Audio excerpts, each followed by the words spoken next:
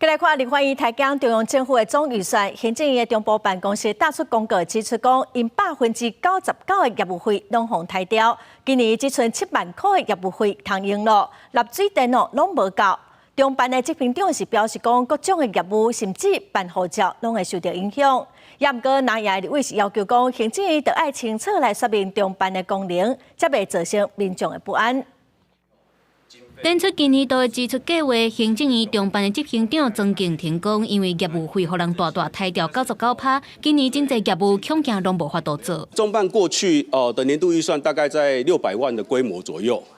那今年我们提出的预算是大概700万左右，但是被砍99%，办理护照、制作护照、储存护照的空间可能受到影响。行政院中办的门口阁打出公告，讲因为业务费互立法院汰掉99%，今年敢若剩7万块，除了基本的水电开销无法度支出，5位约聘人员恐惊嘛会无头路。业务方面包括在收工课会勘，抑有民众真正的案件，拢会被迫延前，也是冻点。行政院中办阁表示讲，只有17个中央部会合署做伙二者办公，除了无法度支应相关的费用，甲民众上直接有关系领护照甲办理急件，拢可能会受到影响。如果真的会影响到一般办事的人员的话，或许是会有冲击。因为预算的关系而把中南部一些地方政府机关把它停掉的话，那变成中南部的民众全部都要为了一件事情都要往台北去跑，